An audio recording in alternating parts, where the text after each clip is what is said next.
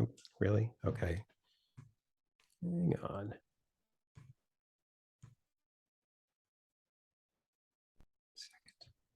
I just have to figure out one thing here. All good. Just because, let me try this. All right. Here we go. Telehealth is either new or not new, depending on who you ask. And telehealth in therapy space with practices is becoming a pretty crowded space already. But my guest today is making it happen, and she's got some really good insights on telehealth, telemedicine, and where you can get started. I'm Carl White, principal at Mark Advisory Group, which is a healthcare marketing agency, and I'm also the host of PracticeCare. And the mission for both is the same, and that's to help private practice owners stay private.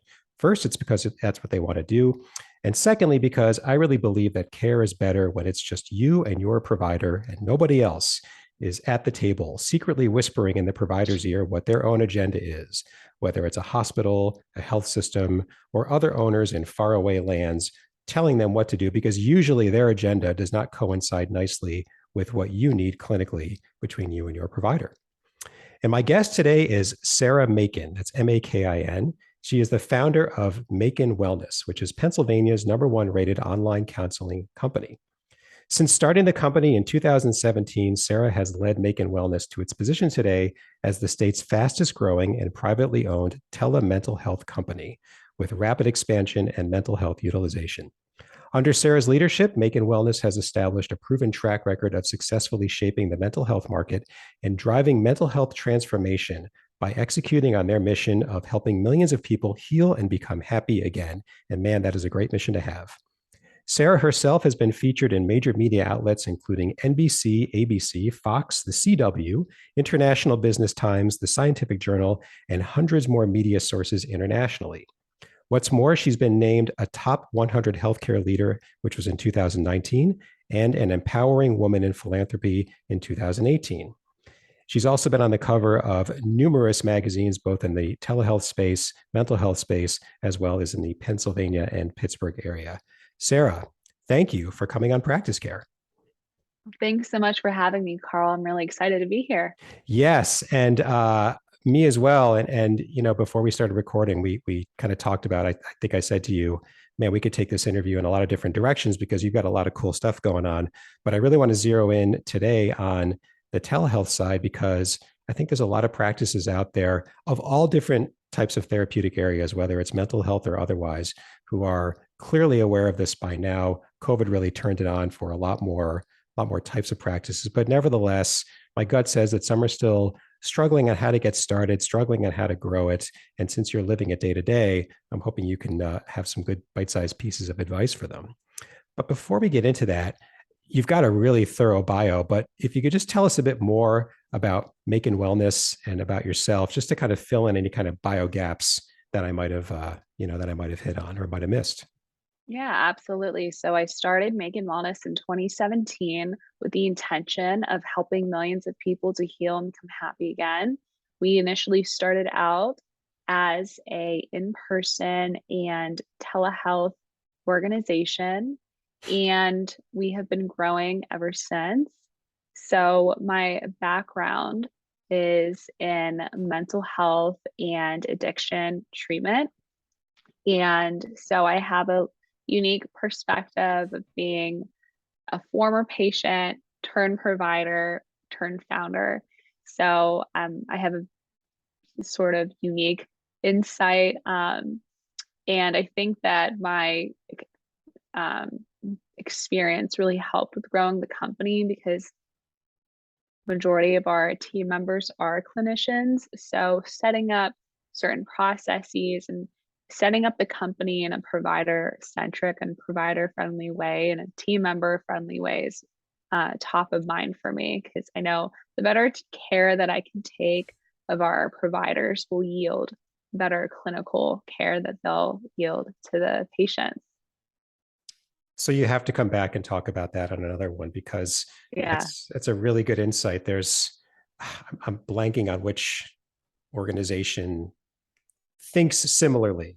You know, they say we need to take care of particularly our customer facing employees. It's not a healthcare company, because if they're Mhm. happy, they're going to do a great job for customers. Not that we ignore customers, but if our frontline people are unhappy, things aren't going to go well. So, okay, we'll have to have you back for a Exactly. future.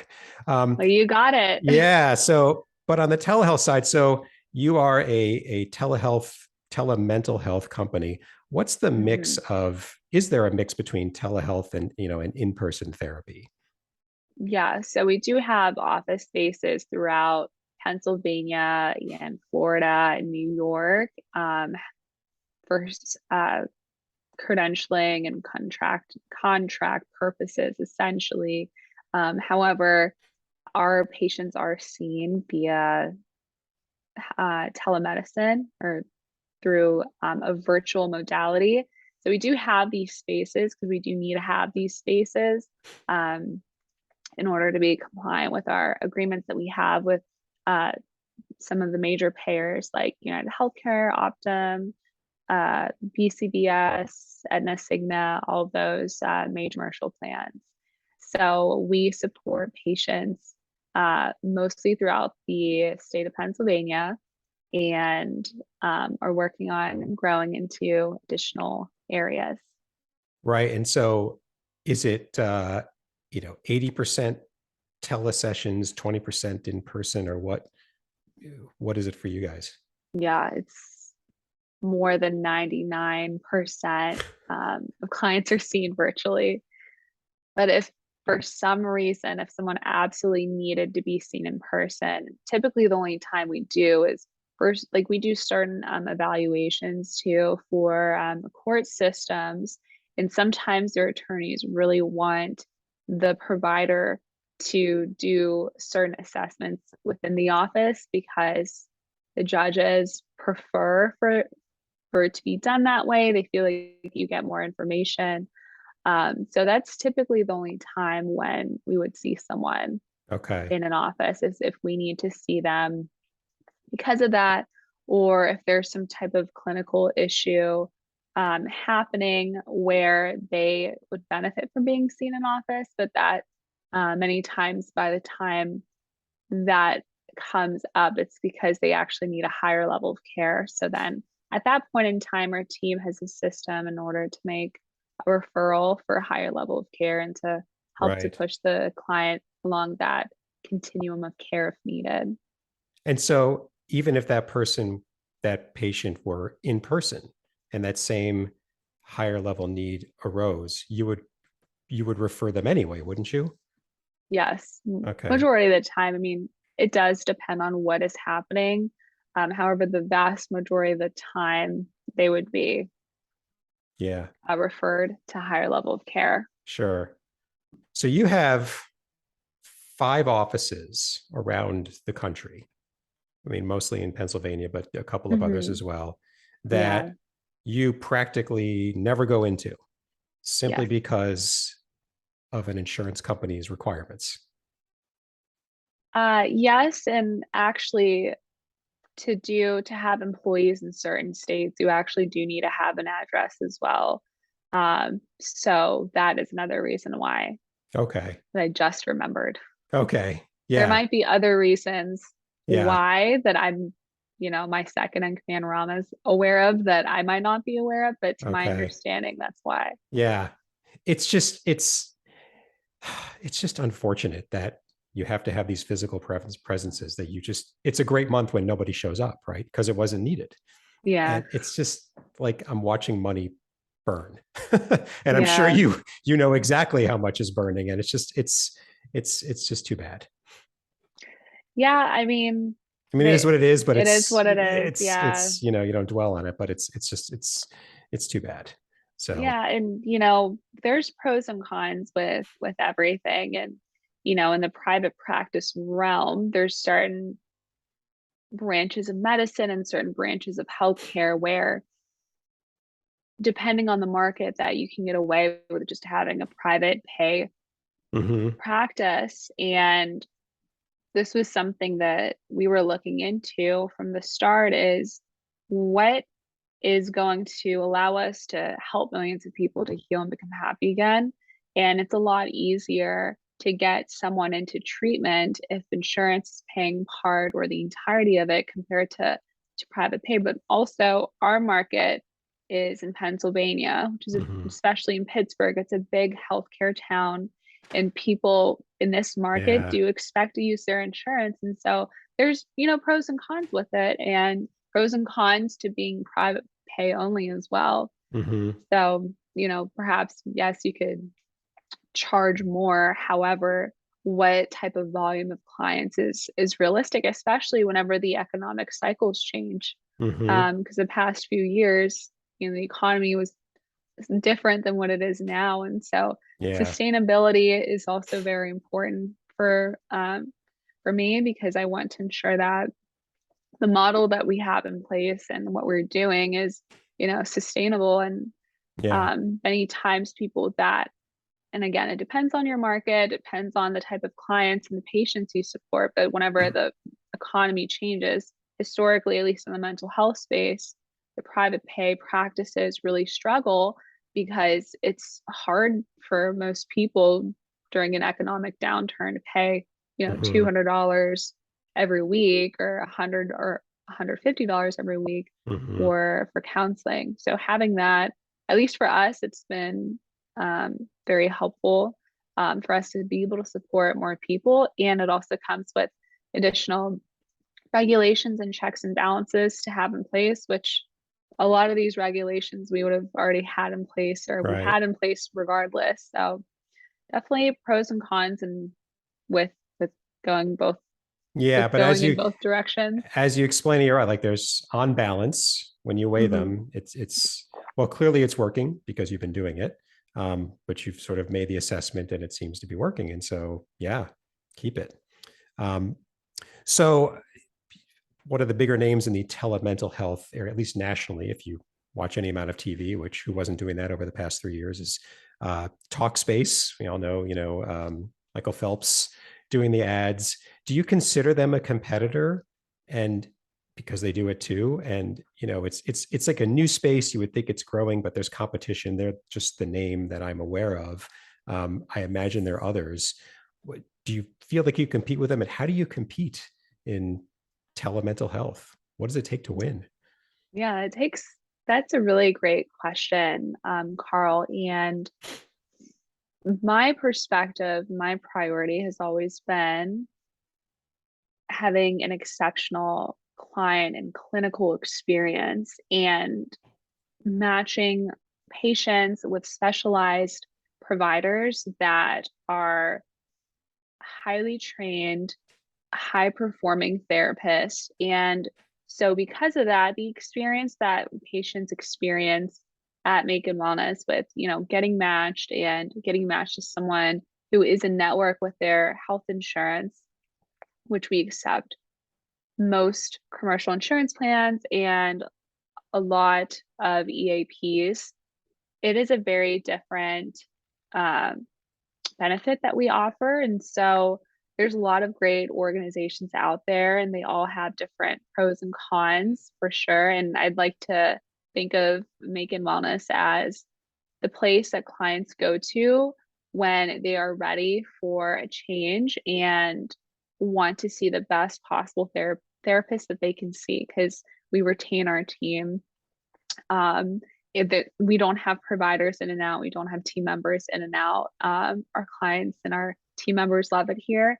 So, so those are a couple of our differentiators. And the way that I've always looked at like competing is really our team consistently growing and improving, and even a 1% improvement day over day yields huge changes.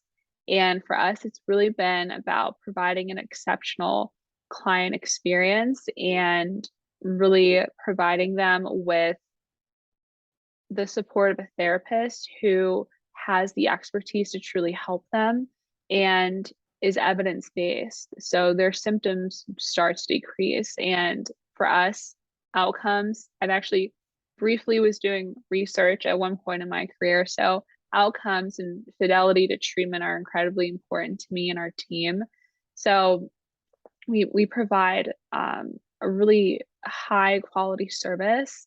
We provide our clinical team with actually unlimited training and unlimited CEUs. We provide workshops. We bring in different therapists, speakers to teach them certain things and have ongoing supervision, case consults. And so we do a lot to ensure that they have a lot of training and ongoing support, so they can deliver excellent client care. So it's a different experience for sure. And another thing, it's like we're provider owned, operated, and led, and so we have an ethical responsibility to obviously do no harm and to ensure that our clients are supported. So ethically, we are always thinking about what's best for the patients and what can we do better to support them. So that's also another differentiator. Like, we're not a venture backed company or an investor backed company. It's through our own access to capital and through our own means. And so because of that, we're able to not have that as a concern and instead really focus on what can we really do to help support the patients. Because profit margins and all those things are important to a certain extent, but that is not our number one priority. Yes, you are not a reporting quarterly earnings to Wall Street or to anybody. Definitely Right? not. Yeah. Yes. And so you can just set your number whatever you want. One thing that you said that amongst the differentiators that really caught me was you spend a lot of time trying to make a great employee experience. That's my sort of paraphrasing of what you were saying. There's a lot of, and this is a great, we've had a few other guests on here have talked about, it was more in the context of, how do you hire in such a staffing shortage world? And the subtitle is, it's not about the money primarily. And really the common theme was, in one way or another, take care of your employees, have a mission, have something greater that the company the practice is striving for, and that will help you keep people. Yeah. And you avoid the bidding war anyway. And it sounds like you've found, or you're doing something very similar. So all of you listening out there, you can do that too, whether you're in healthcare or not. And it makes sense when you say it out loud. If your employees are happy and if they feel like there's a greater good into what they're doing, then chances are they're going to stay, or at least they're going to stay a little longer, and they're probably going to perform a little better. And there's a lot of research about customer satisfaction. There's a lot of research about employee satisfaction, but you don't see it very much, at least in the marketing world. And I'm going to go start looking for it more, because it's a marketing strategy, I think, that nobody talks about, and it really makes a difference. Do you find that, is there a profile of a person who is more open, of a patient who's more open to a telehealth experience, and maybe, as opposed to those who are less open? Like, do you find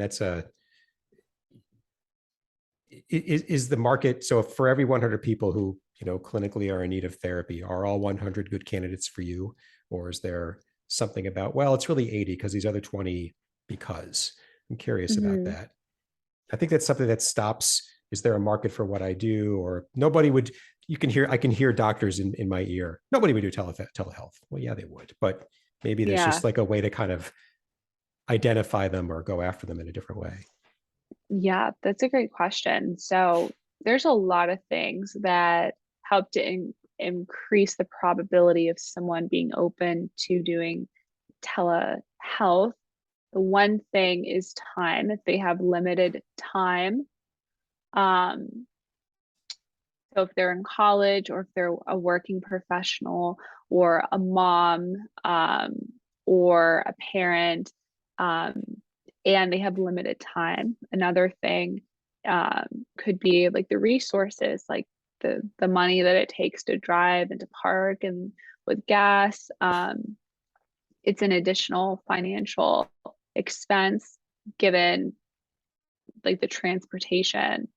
And another thing I've noticed as many times, and again, it's for Pennsylvania, people under 45 years old tend to be more open to it. And then we've noticed that older clients that we support are in telehealth because there's the concern about COVID, or they have a pre-existing health condition and are reducing, going out to certain public areas as much as they possibly can because of that. Um, so, um, so those are a couple of the qualifiers. We do support clients of all ages, including Mhm. kids and people that are more elderly. So we do support all different people. Right. Yeah, So, for lack of a better word, like the convenience factor, I guess if yeah, you're going to invest an hour of time with you, it's truly an hour. That's it. yeah, It's not the additional driving or the any additional cost of whatever it takes to get there and park, etc. 1 hour is not 2 hours of total exactly. time.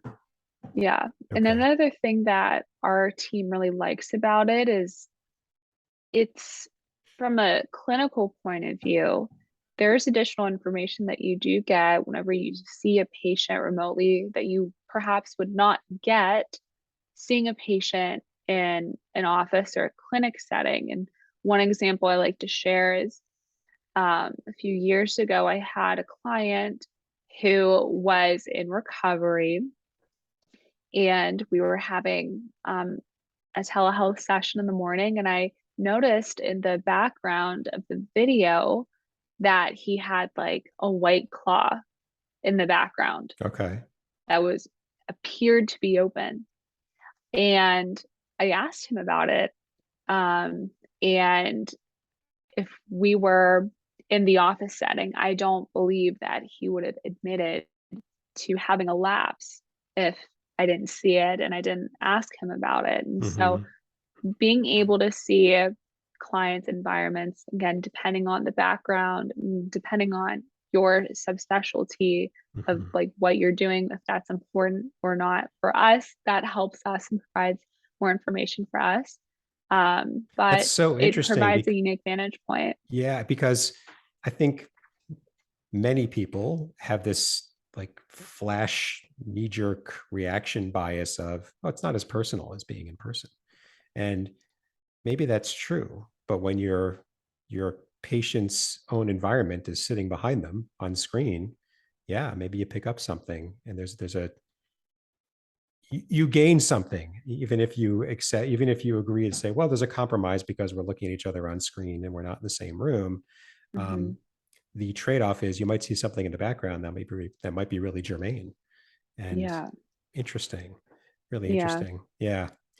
So you're over 5 years in with Makin Wellness, telehealth, telemental health. What's been, a challenge that you faced along the way that you either you're working on or that you handled that others might benefit from? Because people have all sorts of things in their mind about it. Won't work because, but maybe you faced it. You've got the how to overcome it. Yeah. So we've faced a lot of challenges and opportunities throughout these past 5 years. I could write a Hmm. book just on that alone.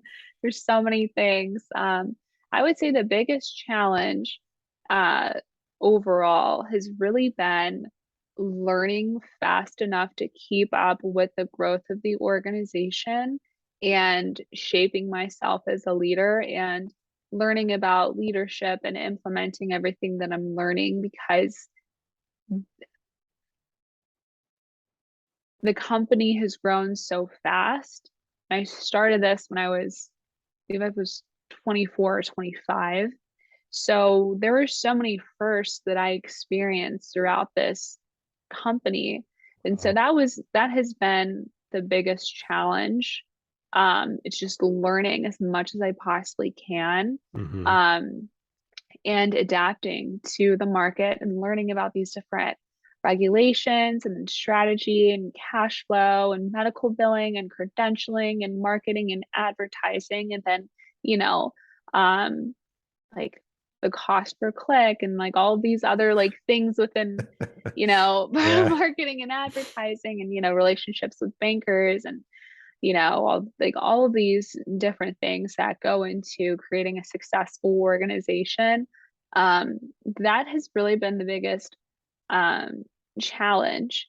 However, I also feel like that's a big plus too, because I don't have a huge bias regarding how something specifically needs to be done. I have a pretty open mind. And I'm not married to one certain process or one certain treatment. I'm Mhm. committed to whatever is best for the patient. So if like today, cognitive behavioral therapy is the most effective treatment for anxiety, if tomorrow, if it's a different modality, we're going to provide the training and ensure that we start to hire providers that have that background and that expertise. So I think it's a strength. It's a slight weakness. However, it's a strength in other ways. Yeah. Wow. You knew what you wanted to do at 24. I had no clue. Yeah. What I mean, but so you described it as a challenge of keeping up with the growth. The the the ray of sunshine in there is that you started a telehealth company, right? Telehealth first and you hope only, and it grew like crazy and it's still growing. And so to those of you out there wondering how big this thing can be, here's a success story that, well, we don't know where the ceiling is for you, right? Because you've clearly found an unmet need of really good therapy that's, has advantages over somebody having to go in person. And Hmm. sky's the limit. So, and that kind of growth, that kind of need can't only be in your area. I mean, maybe reality will prove me otherwise, but it's hard to believe that it's only in your area. And so, all of you private practice owners out there listening, take a look at what you're doing, and maybe if you're not, or you've been stuck, have a fresh set of eyes, look at it and see where you can carve out offering it. Um, we could talk a lot. This is what I say to a lot of guests. We could talk a lot, but in the interest of kind of wrapping it up, one question that I ask every guest is, are there one or two? So somebody's, they own a practice, just like what I was kind of saying, and Hmm. they're wondering about telehealth, or they've got a bias, or they just, they want to get started, but they're stuck. Um, is there any kind of practical tips, pieces of advice you could offer them that might help them get started? Yeah, absolutely. The first thing is if you are not using an electronic healthcare record to start STAT and to start to transfer that process to be um, electronically documented and have your billing to be done so through the EMR if it's not already. Um, and then the second step is connecting with the EMR and seeing like what telehealth options do you guys have. Make it as easy for yourself and your team as possible. Um, there's lots of great electronic healthcare record systems out there that do offer the ability to see patients through the EMR itself, so you don't have to have an external um, HIPAA compliant video conferencing solution. So that'll make the operations a lot more smooth. And Yeah. the second tip is just really do more of what's working and stop doing what's not working. There's certain things that you notice within the organization that aren't helpful or not pushing the needle forward. If they're not helping to reduce symptoms, if they're not helping to, if it's not effective or if it's not working the way that you want it to, just cut your losses and stop what's not working and do more of what is working. And Do you have an example of something that you stopped oh because yeah, it just wasn't absolutely. working? It's like 30 million I'll examples bet of you this, do. unfortunately. I have like Well, more it's examples. yeah. Yeah. So the one thing that we did used to offer as a service was nutritional services. And I thought it'd be such a cool differentiator. for people that were looking for additional support, because we support clients with various eating disorders. And I thought that would be a great ancillary treatment Mm, and thing to have in place. And it was just really challenging to promote and to get buy-in from clients. Um, so after about, it was like a year and a half, I was like, I'm just done. And then I learned my lesson the hard way with, um, ending things that aren't working sooner rather than later, essentially. got it. Yeah. Fail So that's fast. just If it's going to exactly happen, fail fast. Yeah. find out as fast as you can. Yeah. Have a Cool. time frame. And if it's still timeline, and if it's still not working, don't keep trying to make it work. Right. Um, yeah. Right. So like how many patients showed no interest when you presented them with with the nutritional idea? It was definitely more than 50%. Even if it could have even though they could have benefited from it, because if someone's not interested, and again, at an outpatient level of care, it's different whenever it's, in a hospitalization setting or a different setting in a private practice or a privately owned healthcare clinic type setting. The patient still has like the autonomy of like selecting and like Mm-hmm. what they want to do and what they don't want to do. So it was really, really tough. Right. Yeah. So there's the other thing is try, if you're curious about something, try it. It's like a pilot. You're Yeah. piloting it. And if more than, if a dozen or a couple dozen patients just say, yeah, not interested, you've probably got your answer, Hmm. and so for those of you out there thinking about trying something new, that's a good patient feedback will tell you, Oh yeah. And it'll they tell told you. us. And yeah, and after a while, you got to start to say, can they all be wrong? And the answer is probably not. And so jettison it, get rid of it. Cool. Yeah. Yeah. Sara, once again, thank you for coming on. I really appreciate you carving out time to share your experiences with telemental health and telehealth. I think it's really going to be useful and important for others to hear what you're dealing with and what you're figuring out along the way. Um, what we're going to do is we'll put all of your contact information that you gave me in the show notes. So anybody who wants to contact you and try to set up some time and learn some more can do so. That'll be on our website for this episode. And just a couple of points before we go. If you're like Sara and you've got an experience on the business side of your practice that you think others would benefit from hearing about, we really want you to come on PracticeCare and share that experience so that others can benefit from it. In the show notes, there are instructions. There's a link just to a form. It's very brief. Please fill it out so that we can get you scheduled as soon as possible. And finally, if you haven't done so already, please subscribe to PracticeCare on Apple Podcasts or wherever you listen to your podcasts. Thanks very much. And until next time.